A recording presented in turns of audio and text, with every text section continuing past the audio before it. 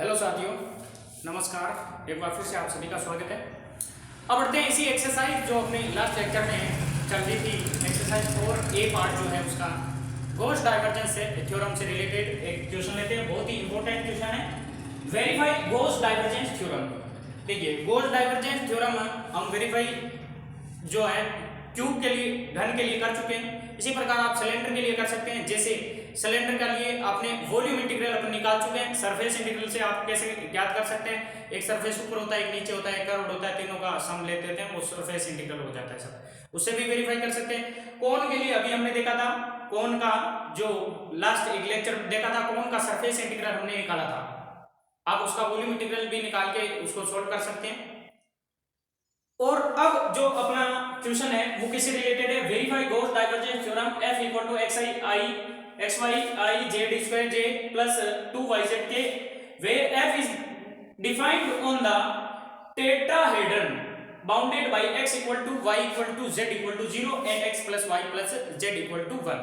तो यहाँ पर आपको गॉस डाइवर्जेंस थ्योरम को क्या करना है, सत्यापित करना है, जिसमें आपको दे रखा है कि f जो है वो किससे परिबद्ध है, किससे परिभाषित है। वो कह रहा है f जो है x बराबर y बराबर z बराबर 0 तथा चतुष्फलक x plus y plus z बराबर 1 से परिबद्ध है। उनसे परिभाषित कौन है, f है। तो ये जो चतुष्फलक दे रखा है, ये जो समतल है वो चतुष्फलक है। तो चतुष्फलक को इस रूप में भी दे सकता है, या इसकी जगह ये पॉइंट भी आ सकते हैं, 1 0 0 0 1 0 0 0 1 भी यूज कर सकता है, और साथ में ये क्लियर। तो सॉल्यूशन स्टार्ट करते हैं। तो सॉल्यूशन f इक्वल टू क्या दे रखा है, x y I plus z square j plus 2yz के, और लिमिट बाउंडेड बाय किससे क्या है, bounded by x equal to y equal to z equal to 0 to या and x plus y plus z equal to 1, इससे bounded है। तो यहाँ पर गॉस डाइवर्जेंस से पहले अपने क्या निकाल लेते हैं, वॉल्यूम इंटीग्रल निकाल लेते हैं, फिर इसके बाद सरफेस इंटीग्रल निकालते चलेंगे। तो volume integral, now volume integral v divergence of f dv, ये होता है, ये निकालते हैं। तो डाइवर्जेंस f क्या होगा, डाइवर्जेंस f चाहो तो यहाँ ऊपर निकाल सकते हो, नहीं तो इसके साथ ही निकाल लेता हूं। तो volume integral of divergence f क्या हो जाएगा, इसका इंटीग्रेशन, तो डिफरेंशिएशन x के सापेक्ष प्लस y के सापेक्ष प्लस z के सापेक्ष, ये होता है। क्योंकि यहाँ देख लीजिए कि f equal to x y I plus z square j plus 2yz k, तो डाइवर्जेंस f इसका मतलब क्या होता है, I del upon del x plus z del upon del y plus k del upon del z dot, divergence में क्या लगता है, dot x y I plus z square j plus 2yz के, और इसके साथ डॉट प्रोटेक्ट करेंगे। तो पहला इसका x के सापेक्ष डिफरेंशिएशन, तो x y का x के सापेक्ष डिफरेंशिएशन, y बच जाएगा, x का 1 हो गया, प्लस इसका क्या हो गया, z स्क्वायर का z y के सापेक्ष 0 प्लस इसका z के सापेक्ष 2y, तो कुल मिला के क्या आया 3y। तो यहाँ क्या हो गया 3y dy।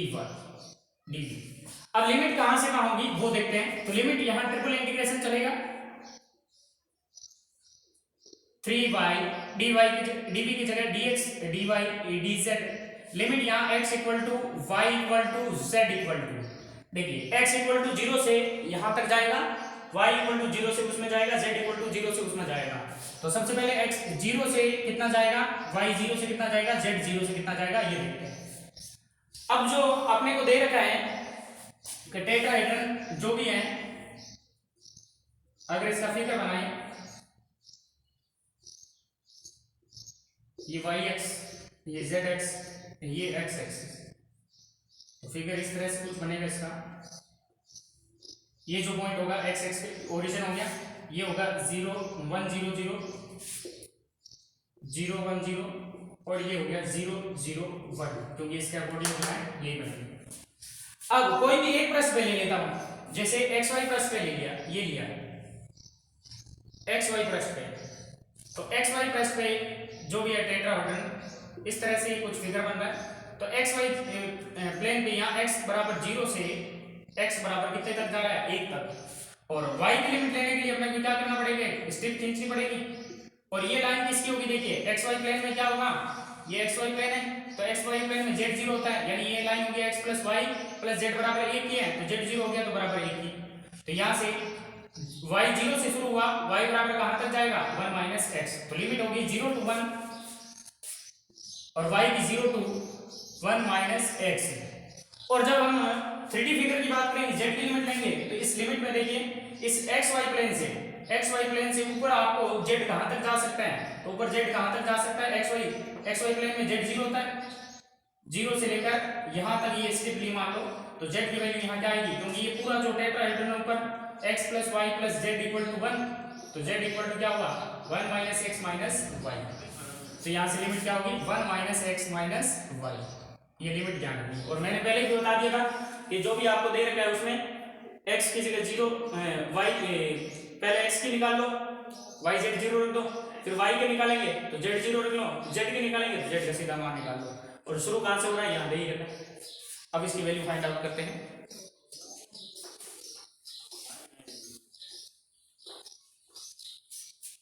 तो इक्वल टू पहले z के सापेक्ष इंटीग्रेशन करेंगे, तो x equal to 0 to 1, y equal to 0 to 1 minus x, 3y constant ही माना जाएगा क्योंकि हम y z के सापेक्ष इंटीग्रेशन करेंगे क्योंकि z की लिमिट है, तो 1 बचेगा, 1 का इंटीग्रेशन क्या होगा z, और लिमिट है इसकी 0 to 1 minus x minus y dx dy equal to x equal to 0 to 1, y equal to 0 to 1 minus x 3y, और upper limit minus lower limit करेंगे तो z की जगह 1 minus x minus y dx dy equal to, इसको क्या लिख सकता हूँ, देखिए x equal to 0 to 1, y equal to 0 to 1 minus x. अब यहाँ जो इंटीग्रेशन होगा वो किसके सापेक्ष होगा, y के सापेक्ष, 3 कांस्टेंट है तो बाहर ले लूँ, मैं यहाँ लिख सकता हूँ। अब y के अंदर गुणा करूंगा तो y की 1 माइनस एक्स के एक साथ कर देता हूँ 1 माइनस एक्स से, क्लियर। फिर माइनस y की माइनस y से होगी तो y स्क्वायर, और बाहर क्या रहेगा dx dy। 1 माइनस एक्स इसलिए कर दिया क्योंकि y के सापेक्ष करेंगे तो हम 1 माइनस एक्स क्या होगा कांस्टेंट होगा, तो अब y के सापेक्ष इसका इंटीग्रेशन करते हैं, तो 3 बार है 0 to 1 है, y के सापेक्ष y का हो गया y स्क्वायर बटा 2, और 1 माइनस एक्स का 1 माइनस एक्स, फिर माइनस वाई स्क्वायर का हो गया y क्यूब अपॉन 3, और लिमिट है 0 to 1 माइनस एक्स, y की लिमिट 0 to 1 माइनस एक्स। अब y की जगह यूज करेंगे ये 0 to, और dx बच जाएगा 0 to 1, y की जगह 1 माइनस एक्स रखेंगे तो 1 माइनस एक्स का स्क्वायर, और 1 माइनस एक्स ये तो 1 माइनस एक्स का क्यूब अपॉन क्या है 2, फिर माइनस 1 माइनस एक्स का क्यूब अपॉन 3, और लोअर लिमिट 0 पुट करेंगे तो 0 ही हो जाएगा dx का dx। 3 0 to 1, अब देखिए एलसीएम आएगा 6, ये 3 माइनस 2 1 बच जाएगा तो 1 माइनस एक्स का क्यूब बच जाएगा, 3 बटा 6 बाहर ले लो, 0 to 1 1 माइनस एक्स का क्यूब dx।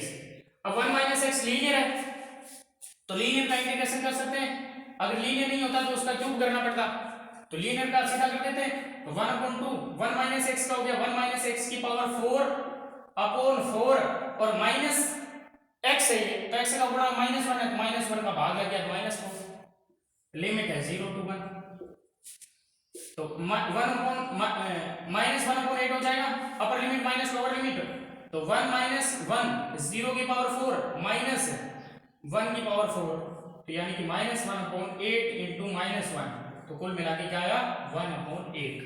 तो ये जो वॉल्यूम इंटीग्रल आया है वो क्या है 1/8 आया है।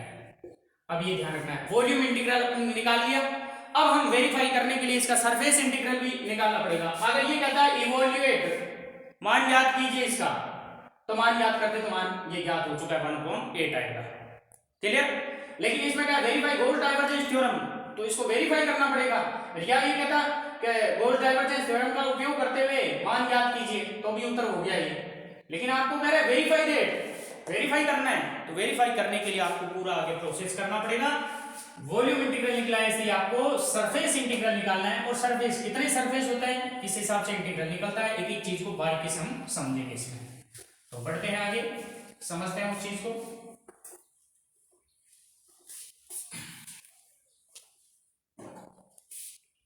तो नाउ आगे चलते हैं, अपन इसका सरफेस इंटीग्रल निकालते हैं टेट्राहेड्रन का। सबसे पहले फिगर देखते हैं इसका, और फिगर में कौन कौन से सरफेस होते हैं, फिर उसके बाद इसका इंटीग्रल निकालेंगे। तो देखिए फिगर देखते हैं। सबसे पहले यहां बना लेता हूं मैं, ये एक्स एक्सिस या वाई एक्सिस मान लेते हैं, ये एक्सिस मान ली एक्स एक्स, वाई एक्स और ये z axis. X equal to zero equal to y equal to z equal to zero, ये हो गया ओरिजन। Clear, origin. अब देखिए अगर ये इस तरह नहीं होता, आपको कह देता इन बिंदुओं से बनता टेट्राहेड्रन, तो भी ये एक ही बात है, यही चीज इसमें बता रखी है। ये बिंदु दे रखा है तो भी, और ये दे रखा है तो भी। अब इसको मान लो टेट्राहेड्रन को इसमें ड्रॉ करना है, तो पहले एक्स एक्स पे देखेंगे, एक्स एक्स पे वाई और जेड क्या होता है जीरो। एक्स एक्स पे पॉइंट देखेंगे, एक्स एक्स पे वाई और जेड जीरो करेंगे तो एक्स की वैल्यू 1, तो एक्स की वैल्यू 1 मान लीजिए यहां। ठीक है, अगर मान लो ये ए होता तो एक्स की वैल्यू क्या हो जाती ए 0 0 0 a 0 0 0 a हो जाता। क्लियर। फिर उसके बाद वाई एक्स पे पॉइंट हम देखेंगे इसका, तो वाई एक्स पे पॉइंट देखेंगे तो एक्स और जेड जीरो हो गया, वाई इक्वल टू 1, तो वाई इक्वल टू 1 यहां मान लीजिए, ये वाई इक्वल टू 1। और फिर जेड एक्स पे देखेंगे तो जेड एक्स पे एक्स और वाई जीरो, तो जेड इक्वल टू 1, तो जेड इक्वल टू 1। यानी कुल मिला के ये तीनों पॉइंट है, इन तीनों पॉइंट से। तो अब इन सबको मिला देता हूं, ये आपके टेट्राहेड्रन बना, चतुष्फलक बना। अब इसमें चार फलक कौन से होंगे, चार पृष्ठ कौन से होंगे, नाम दे देता हूं ए बी सी। ए के कोऑर्डिनेट भी लिख देता हूं 1 0 0, बी क्योंकि वाई एक्स पे है तो एक्स 0 वाई 1 और जेड 0, और ये जेड एक्स पे है तो 0 0 1, और ये ओरिजिन 0 0 0 होता ही। अब इसमें चतुष्फलक है, टेट्राहेड्रन क्यों है, इसका नाम क्यों है चतुष्फलक, क्योंकि इसमें चार फलक है। चार फलक कौन से, देखिए एक तो है ओ ए बी, नीचे वाला फलन जो एक्स वाई प्लेन में होगा, ये नीचे वाला फलन इस तरह से जो एक्स वाई प्लेन में होगा। क्लियर। एक होगा ओ बी सी जो वाई जेड प्लेन में, एक होगा ओ ए सी जो एक्स जेड प्लेन में, इधर वाले प्लेन में, एक इस तरह प्लेन में, इस तरफ वाले में, एक इधर वाले में, एक नीचे वाले में, और एक इसके सामने ए बी सी। ए बी सी जो प्लेन होगा इसका, ए बी सी जो सरफेस होगा ए बी सी सरफेस, ये किसी भी प्लेन पे नहीं होगा, ना किसी प्लेन के पैरेलल होगा। तो इसके लिए आपको n के डाइवर्जेंस ऑफ फाई से निकालना पड़ेगा। तो यहां पर इसमें चार पृष्ठ बन रहे हैं, तो सरफेस इंटीग्रल निकालना है आपको।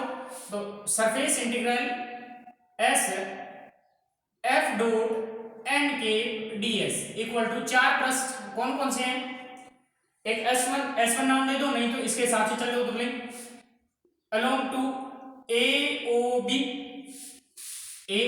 ये प्रश्न हो गया, F डॉट एन के डी एस। फिर दूसरा प्रश्न DOC ले लेते हैं,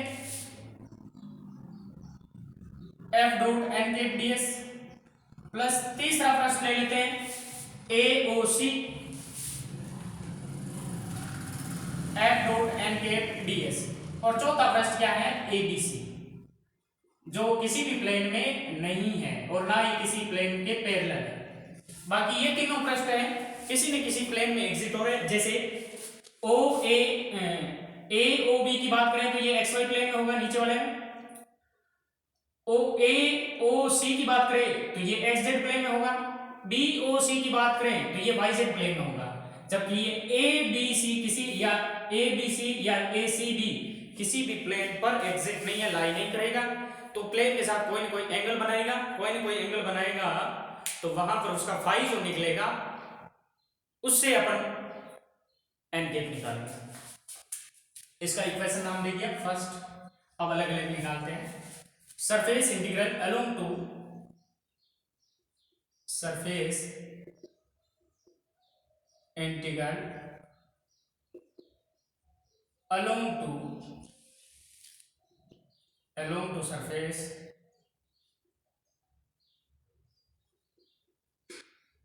OAB। इसके अलॉन्ग देखते हैं, इसके अनुदिश। अब इसके अनुदिश देखते हैं। सबसे पहले सरफेस जो AOB है वो कहां पर है? Surface AOB lies on plane XY। पृष्ठ AOB XY तल में है। thus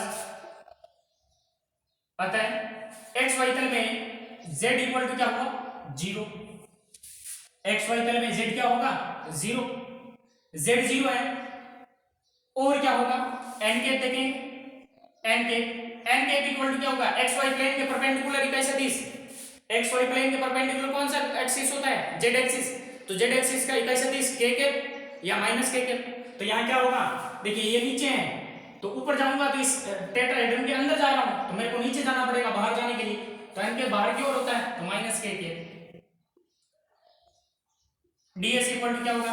XY प्लेन में dx dy upon n cap dot k cap equal to dx dy रहेगा क्योंकि k cap dot k cap 1 हो जाएगा। 1 का मैग्नीट्यूड जो -1 1 ही हो जाएगा वापस dx dy। ये हो गया। एंड लिमिट क्या होगी? लिमिट देखिए यहां पे लिमिट जो होगी, अब इसको XY प्लेन को यहां ड्रॉ कर रहा हूं इस तरह से।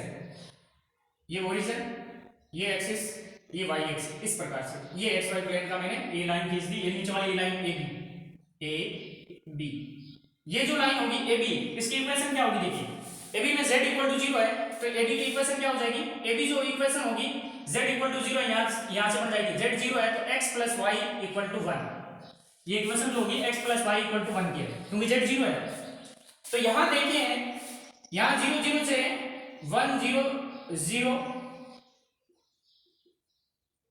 और ये है 0 1 0। तो x जो है 0 से कहां जा रहा है? 1।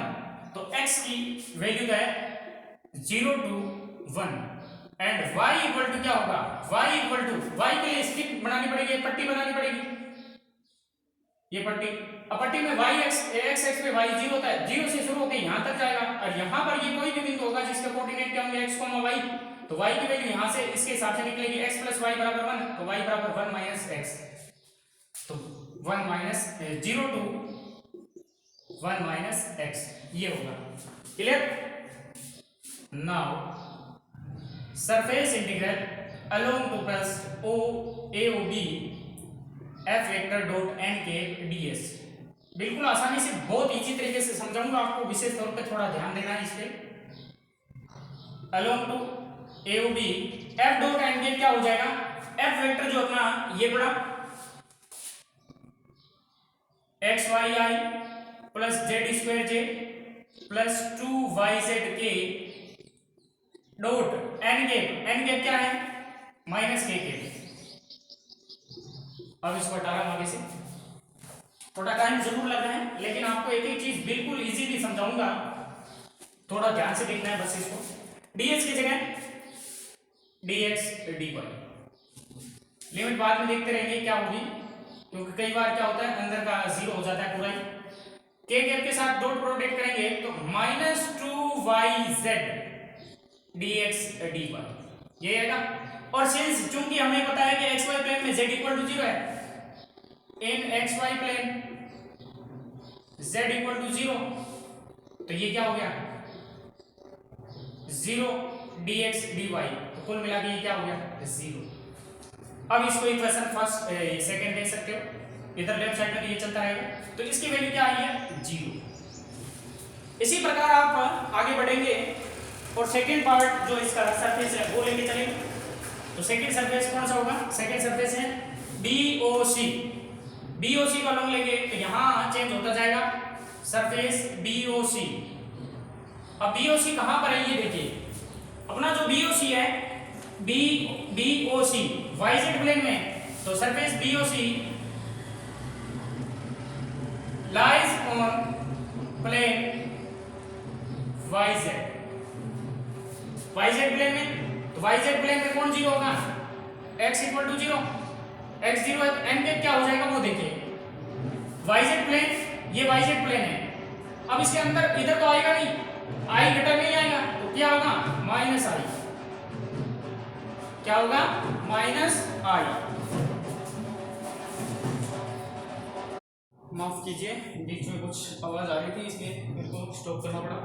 अब बढ़ते हैं आगे, इसी में चलते हैं। अब कौन से प्लेन में चल रहे हैं अपन, वापस देखिए, प्लेन चल रहे हैं S2 यानी कि BOC, BOC कहाँ है YZ प्लेन में, तो BOC lies on YZ plane, तो YZ प्लेन में x इक्वल टू क्या होता है जीरो, एन कैप क्या हो जाएगा माइनस आई, माइनस आई क्यों होगा, क्योंकि देखिए YZ के परपेंडिकुलर कौन होता है x एक्स, x एक्स का इकाई सदिश क्या होता है i कैप, और अगर मैं इधर लेता हूँ i कैप या माइनस i कैप होता है, तो इधर लेता हूँ तो वो क्या हो गया, डेटा एटम जो है उसके अंदर हो गया, लेकिन मेरे को बाहर लेना है, बाहर के लिए मेरे को उधर भीतर जाना पड़ेगा, भीतर क्या होता है माइनस आई, और ds क्या हो जाता है YZ प्लेन में, YZ प्लेन में ds जो होता है dy dz upon m cap dot i cap, और वापस ये dy dz ही लिखेगा क्योंकि m कैप जो है वो i के बराबर है, i डॉट i 1। अब लिमिट इसकी देखेंगे, लिमिट क्या होती है, लिमिट, अब इसके लिए लिमिट देखेंगे, यहां से इसको मैं रफ कर देता हूं,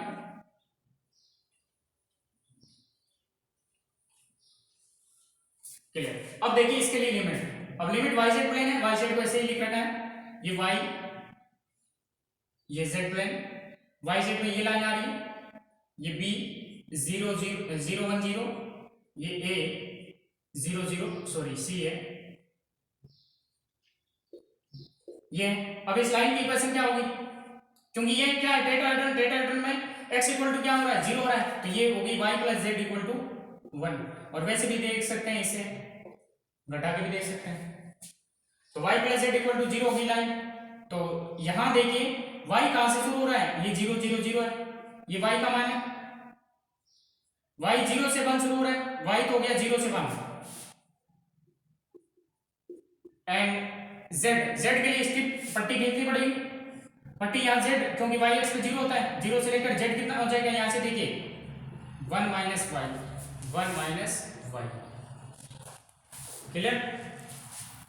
अब ये कौन से सरफेस में है, BOC में f dot N cap ds along to surface BOC, xi I xy I, ये z स्क्वायर j 2yz के f की वैल्यू डॉट एन कैप क्या है माइनस आई, और ds की जगह dy dz equal to plane BOC पढ़ा रहा है, एक बार इसका डॉट प्रोडक्ट करते हैं, तो ये क्या हो गया माइनस xy dy dz, चाहो तो लिमिट यहाँ y इक्वल टू यहाँ से यहाँ तक ले सकते हैं, लेकिन क्योंकि हमें पता है in YZ plane x equal to क्या है जीरो, x जीरो है, x जीरो है तो ये जीरो dy dz, तो ये क्या हो गया जीरो, ये इक्वेशन होगी, ये कौन सी थी सेकंड, ये थर्ड, इसकी वैल्यू भी क्या आई जीरो आई है, थर्ड इक्वेशन, क्लियर। अब फिर बढ़ते हैं आगे AOC प्लेन में, तो AOC प्लेन में अब देखते हैं आगे, सेम सिमिलरली इसी प्रकार चलेगा, बस थोड़ा सा ABC में आपको ध्यान से देखना है। अब इसमें हो सकता है इसकी भी वैल्यू जीरो आए, हो सकता है इसकी कुछ न कुछ वैल्यू आई, कोई जरूर नहीं है कि जीरो आई सबकी, कुछ न कुछ वैल्यू आ सकती है। तो कौन से प्लेन में, हिंदी में लिख रहा हूं यहाँ, पृष्ठ AOC के अनुदिश, AOC के अनुदिश।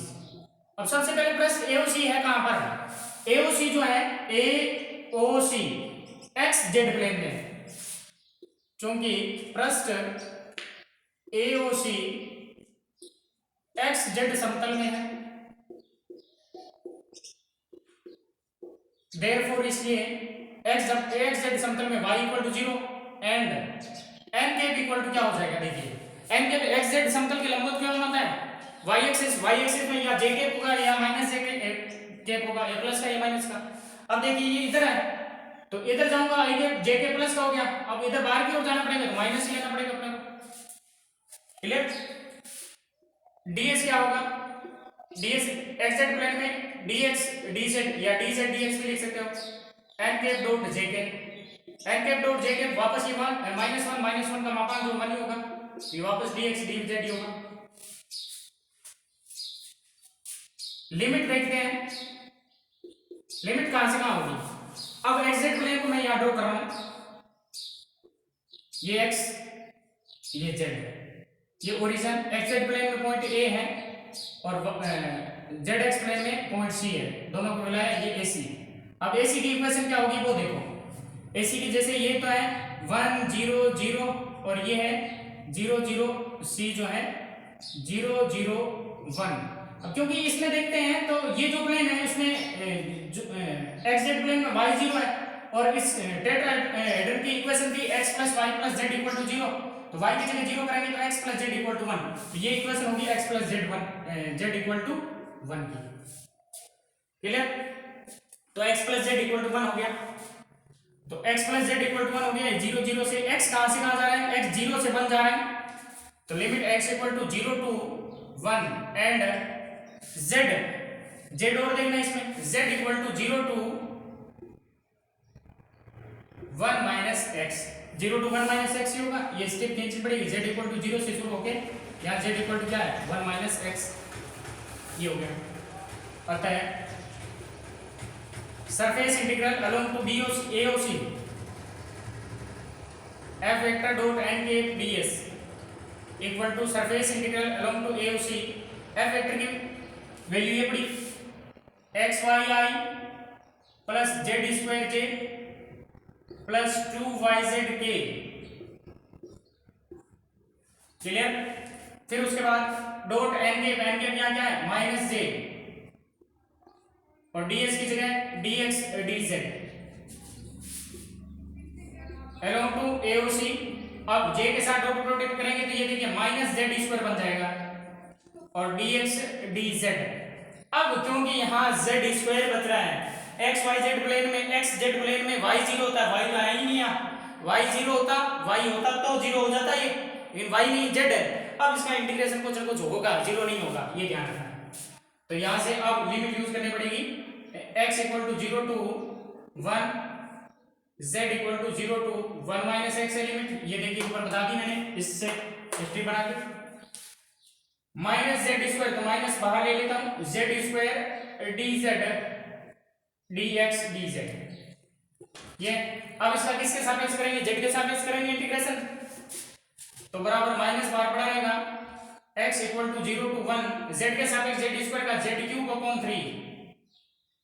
और लिमिट है 0 to 1 - x और dx का dx -0 to 1।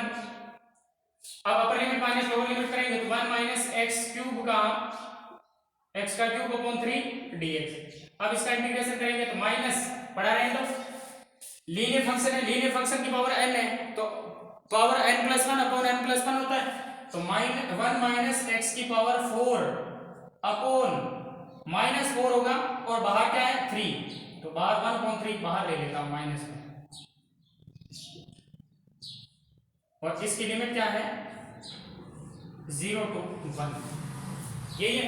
-1/3 अलग ले लिया, 1 - x⁴ का 1 - x⁴/4 और -x है, इस वजह से माइनस भी लग गया अपन। अब आगे यहां कर देता हूं उसका इंटीग्रेशन जो भी है, अपर limit minus lower limit 1 use करूंगा, 1 - 1⁴ 0 0⁴ 0/-4। क्लियर, और चाहो तो -4 बाहर ले लो, -4 पहले बाहर ले लेता हूं, तो 1/12 हो गया। 1 - x⁴ लिमिट है 0 to 1, upper limit minus lower limit करेंगे तो ये हो जाएगा 1 रखेंगे तो 0 -0 रखेंगे तो 1, कुल मिला के कितना आएगा -1/12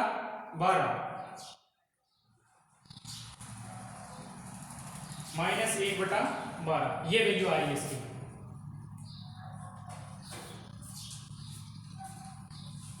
तो ये -1/12 ये इक्वेशन होगी अपने 4th, यहां लिख देता हूं ये इक्वेशन -1/12 से 4 नंबर। क्लियर। अब बढ़ते हैं प्रश्न A B C, very important प्रश्न है, बहुत ही इंपॉर्टेंट है। इसको कैसे करना है ये सावधानी से करना है आपको। अब प्रश्न ए बी सी के अनुदिश, तो प्रश्न ए बी सी के अनुदिश,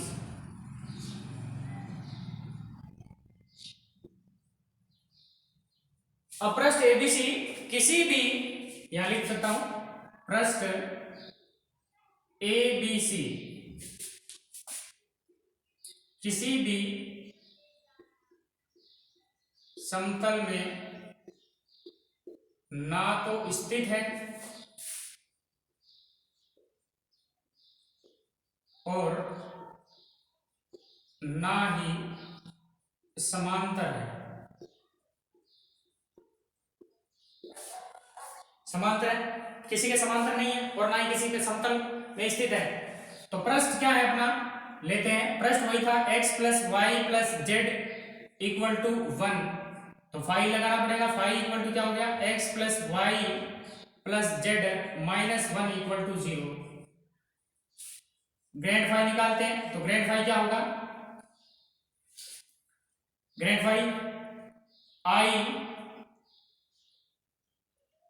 del upon del x, phi की जगह x plus y plus z minus 1 plus j del upon del z x plus y plus z minus 1 plus k del upon del z del y हो गई x plus y plus z minus 1, ये रहेगा। अवकलन करते हैं तो x का 1 तो 1 आई प्लस इसका 1 जे फिर प्लस के, तो ये डेल फाई हो गया। तो डेल फाई हो गया तो एन कैप निकालते हैं, अपने एन कैप भी चाहिए। तो एन कैप बराबर क्या होता है, del phi upon del phi का मापांक, ये होता है। तो इक्वल टू क्या होगा, आई प्लस जे प्लस के अपॉन इसी का मापांक क्या होगा, अंडर रूट 1 का स्क्वायर 1 प्लस 1 का स्क्वायर 1 प्लस 1, तो 1 अपॉन रूट 3 आई प्लस जे प्लस के, ये एन के पर है। क्लियर, ये एन के आ गया। अब इसको यहां से हटा दें। एन के जो भी वैल्यू आई, अब हमें इस पृष्ठ एबीसी की परछाई लेनी पड़ेगी। तो माना परछाई किसी भी प्लेन में ले सकते हैं, माना पृष्ठ एबीसी का प्रक्षेपण, प्रोजेक्शन या परछाई कह सकते हैं, प्रक्षेपण लेना पड़ता है अपने किसी न किसी प्लेन में। किसको निकालने के लिए, डीएस को निकालने के लिए। प्रक्षेपण इस प्लेन में ले लेता हूं, वाई जेड प्लेन में, एक्स जेड में भी ले सकते हैं। वाई जेड समतल में है और वाई जेड समतल में ये प्रक्षेपण ले लिया, मान लो ये वाई ये जेड, ये इसका प्रक्षेपण लिया। क्लियर, वाई जेड में ये जो बिंदु होगा वो क्या होगा,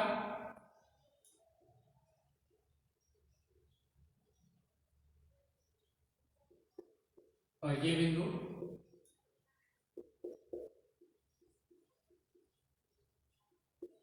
वाई जेड में प्रक्षेपण ले लिया। अब देखिए इस पूरे का वाई जेड में मैंने ले लिया प्रक्षेपण, ठीक है। अब प्रक्षेपण हो गया, अतः डीएस क्या होगा, d s equal to d y d z, क्योंकि वाई जेड में लिया, upon n cap dot, y z में क्या होता है, वाई जेड में आई के आई, तो बराबर d y d z upon n cap क्या है, एन केप ये है। इसका डॉट प्रोडक्ट आई के साथ देंगे तो क्या बनेगा, देखिए आई के साथ डॉट प्रोडक्ट करूंगा तो ये तो 0 हो जाएंगे इनके, तो 1/3 बचेगा, √3, तो 1/√3 एन कुल मिला के क्या हुआ, √3 डी वाई डी जेड। एक तो ये हो गया, पर एक हमें एफ डॉट एन केप भी निकालो, f vector dot n cap ये भी चाहिए। तो f vector dot n cap क्या होगा, f vector dot n cap, f अपना दिया हुआ ये x y i plus z square j plus 2 y z k dot product n cap क्या है, ये रहा 1/√3 आई प्लस जे प्लस के, तो 1/√3 सब में बाहर आ जाएगा, आई के साथ डॉट प्रोडक्ट एक्स वाई रहेगा, जे के साथ जेड स्क्वायर, के साथ 2y/z, ये वैल्यू है। लिमिट क्या होगी वो भी देख लेते हैं। लिमिट, क्योंकि ये प्लेन yz में y कितने से शुरू हो रहा है, y equal to 0 to 1 and z equal to 0 to क्या हो जाएगी 1 माइनस y। कैसे, स्ट्रिक्टली ये z इक्वल टू 0 और ये इक्वेशन xy प्लेन में क्या yz प्लेन में क्या होगी y plus z equal to 1, तो z equal to 1 minus y हो गया। Now surface integral along to surface ABC f vector dot n के ds equal to f dot n के अलग से वैल्यू निकाल ली तो 1/√3 xy plus z square plus 2yz।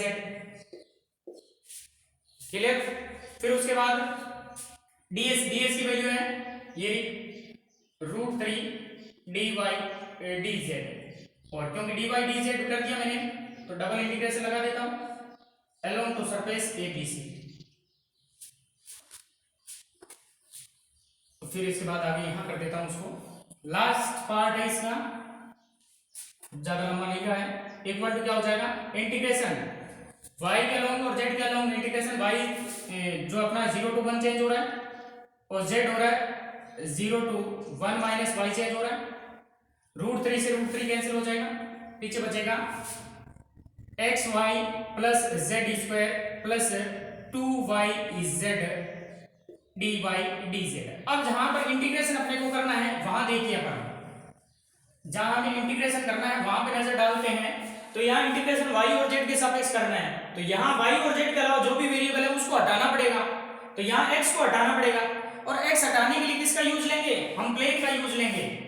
Sense चूंकि x plus y plus z equal to क्या है 1 है, तो x की वैल्यू क्या होगी 1 माइनस वाई माइनस जेड होगी। ये यूज करनी पड़ेगी। यहाँ ये यूज नहीं करेंगे कि हमने प्रक्षेपण y z प्लेन में लिया है तो x 0 हो गया, नहीं, क्योंकि ये प्रक्षेपण है, खुद एक्चुअल में नहीं है, उसकी परछाई है, तो परछाई भले ही हो, x की वैल्यू x की आपको जो चतुष्फलक दे रखा है उससे अपने को निकालनी पड़ेगी। और यही y z प्लेन में होता, खुद होता, स्वयं होता, या y z पैरेलल होता तो उसके हिसाब से x कितना होता, पैरेलल होता तो x फिक्स हो जाता, और y z प्लेन नहीं होता तो x जो है वो 0 हो जाता। तो यहां से वैल्यू क्या आएगी, देखिए integration y equal to 0 to 1। अब पहले यहाँ इंटीग्रेशन हो नहीं सकता, z equal to 0 to 1 minus y करना पड़ेगा, x को अपने रखना पड़ेगा, तो x को रखेंगे तो y से गुणा होगी, तो y 1 minus y minus z plus z square plus 2yz dy dz। y equal to 0 to 1 है। अब यहां पर अंदर गुणा कर देता हूं पहले, y minus y square minus y z plus z square plus 2yz, और बाहर integration z equal to 0 to 1 minus y भी है dy dz। थोड़ा इसको और सोल्व कर लेते हैं फिर इंटीग्रेशन करेंगे। y equal to 0 to 1 z equal to 0 to 1 minus y. अब देखिए y का तो y रहेगा माइनस वाई स्क्वायर का y स्क्वायर रहेगा माइनस वाई जेड और 2yz प्लस वाई जेड बच गया plus z square d y d z. अब क्योंकि ये y के पदों में z तो पहले किसका इंटीग्रेशन होगा, किसके सापेक्ष होगा, z के सापेक्ष, तो z के सापेक्ष इंटीग्रेशन करते हैं यहाँ पे, तो z के सापेक्ष y का yz माइनस वाई स्क्वायर का भी y स्क्वायर z, क्योंकि y स्क्वायर कांस्टेंट माना जाएगा z के सापेक्ष, तो z के सापेक्ष z का हो जाएगा z स्क्वायर बटा 2, तो प्लस y का y z स्क्वायर बटा 2, फिर प्लस z स्क्वायर का हो गया z क्यूब अपॉन 3, और इसकी लिमिट है 0 to y 0 to 1 minus y, और इंटीग्रेशन आगे रहेगा y इक्वल टू 0 to 1 और पीछे dy बच जाएगा। z की जगह यूज करेंगे 0 और 1 माइनस y, तो अपर लिमिट माइनस लोअर लिमिट करेंगे, तो ये तो आगे तो 0 to 1 रहेगा, y का y z की जगह 1 माइनस y, फिर माइनस वाई स्क्वायर का वाई स्क्वायर z की जगह 1 माइनस y, फिर प्लस y का y z की जगह 1 माइनस y का whole square upon 2 plus z cube की जगह 1 माइनस y का होल क्यूब अपॉन 3 dy। अब पहले चीज को अंदर गुणा हो रही है, गुणा करते हैं। तो गुणा करने के बाद लीनियर रहना चाहिए, ये ध्यान रखना है। लीनियर नहीं है तो पूरा खोलना पड़ेगा।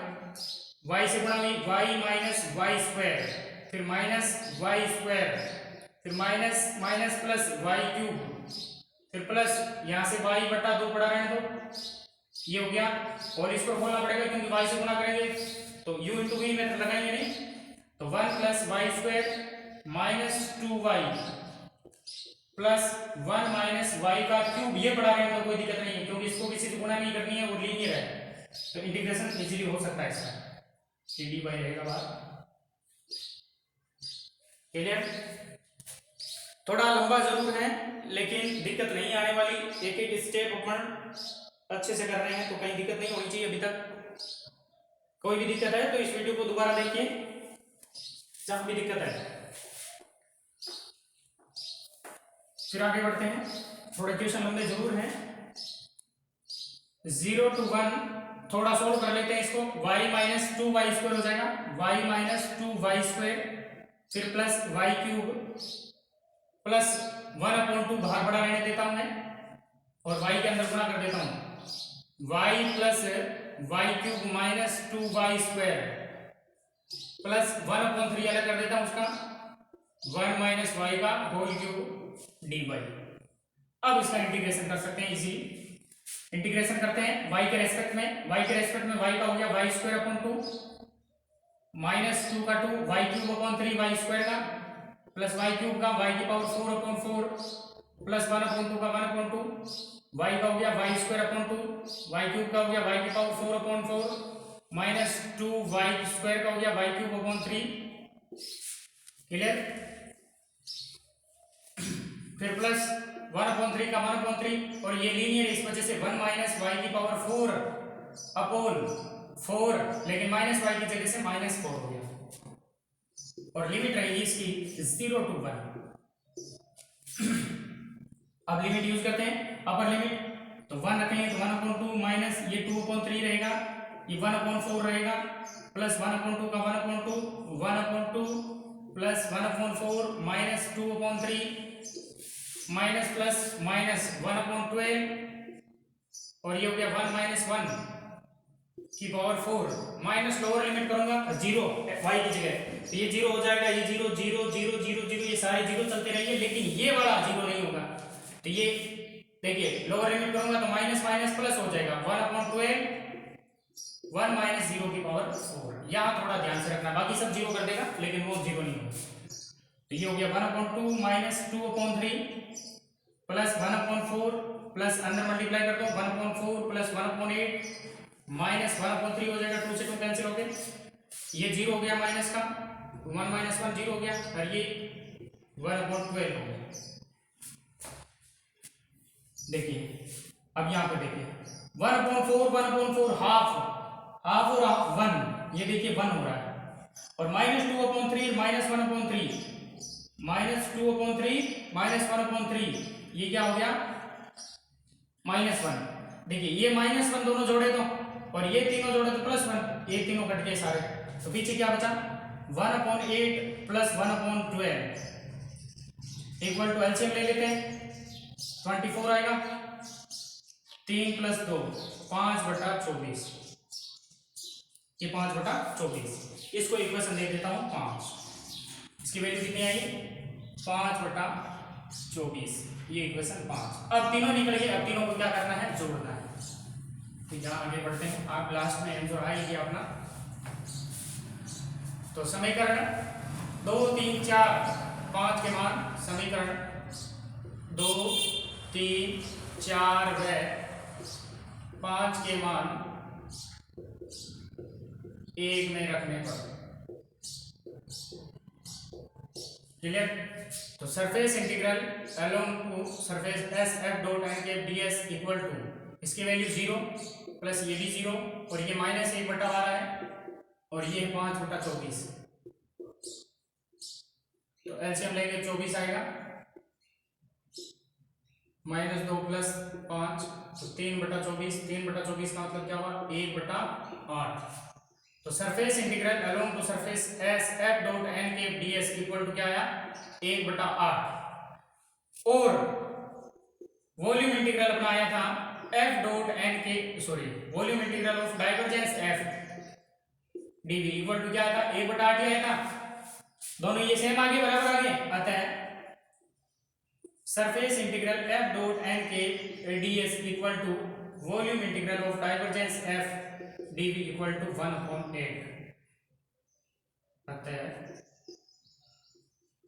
गॉस अपसरण प्रमेय सत्यापित हुई। Thus Gauss divergence theorem are verified। सत्यापित होगी, ये गॉस डाइवर्जेंस थ्योरम होती है, सरफेस इंटीग्रल वॉल्यूम इंटीग्रल के बराबर होती है। तो उम्मीद करता हूं कि ये लेक्चर आपको अच्छी तरीके से समझ में आया। लाइक कीजिए, शेयर कीजिए और साथ में अपने दोस्तों के साथ शेयर जरूर कीजिए और बेल आइकन प्रेस कीजिए ताकि नेक्स्ट वीडियो का आपको नोटिफिकेशन भी प्राप्त हो सके। तो धन्यवाद, जय हिंद, जय भारत।